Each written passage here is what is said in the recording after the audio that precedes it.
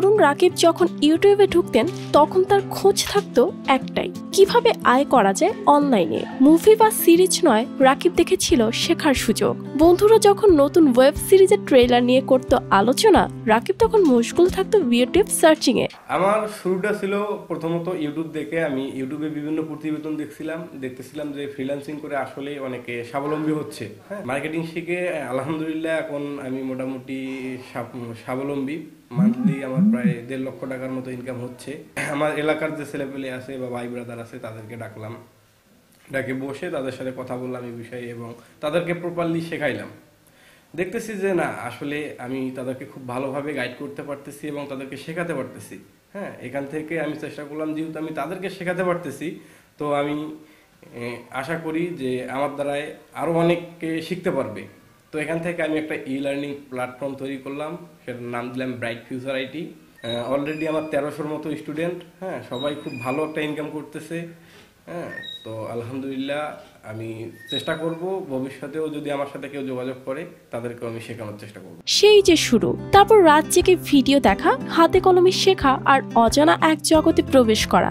অনেক ব্যর্থতার পর একদিন ইউটিউব থেকে শেখা স্কিল কাজে লাগিয়ে পেল প্রথম কাজ। প্রথম আয় মাত্র $10, কিন্তু অনুভূতি অমূল্য। হয়তো ছোট একটা অঙ্ক, কিন্তু রাকিব জানতো এটাই তার শুরু। সেই $10-এর পর ধাপে ধাপে আয় বাড়তে লাগলো। এখন সে প্রতি মাসে আয় করছে লাখ লাখ টাকা। শুধু নিজের জন্য নয়, কাজ করছে অন্যদের জন্য। আমি তো প্রথমে বাচ্চা পড়াশোনা করছিল, আমি তো মনে করছিলাম যে পড়াশোনা বাদ দিয়ে গেলে কী করেছে, তখন কিছু ইনকাম আইসি নেই। তখন মনে করছিলাম যে মনে হয় বাচ্চাটা খারাপ পথে চলে গেল। তো এখন বুঝতেছি যে হ্যাঁ, ইনকাম করেছে, কিছু বাড়িরও খরচপাতি চালাইছে, মোটামুটি ভালো পজিশনে আসছে। আর আমিও মনে করি যে পাড়ার বাচ্চা কাচ্চা আছে, এগুলো যেন ওর মতন ইনকাম করির পারে, সবাই যেন স্বাবলম্বী হতে পারে, এলাকাটার জন্য সুনাম হয়, এইটাই মনে করছি।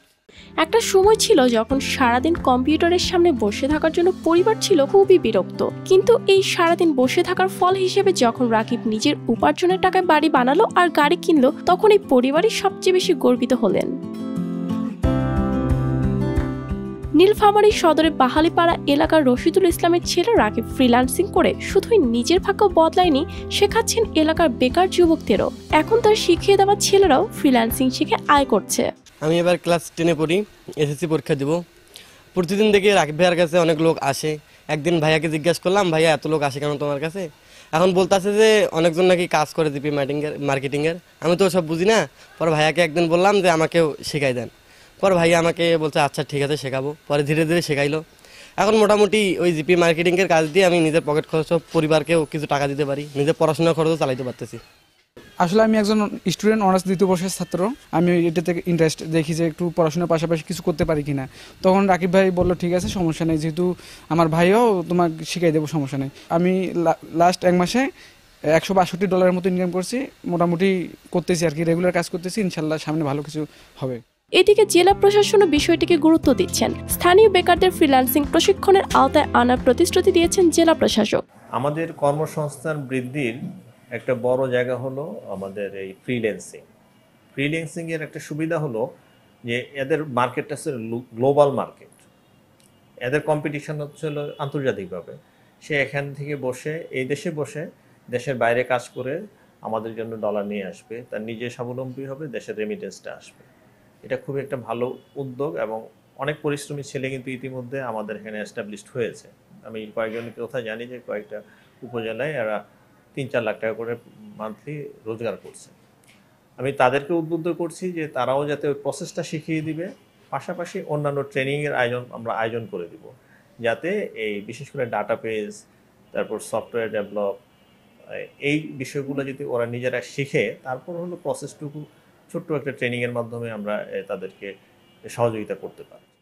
ইউটিউব শুধু বিনোদনের জায়গা নয়, বরং এটি হতে পারে জীবন বদলের হাতিয়ারও। এটাই যেন প্রমাণ করেছেন রাকিব। News desk, RTV।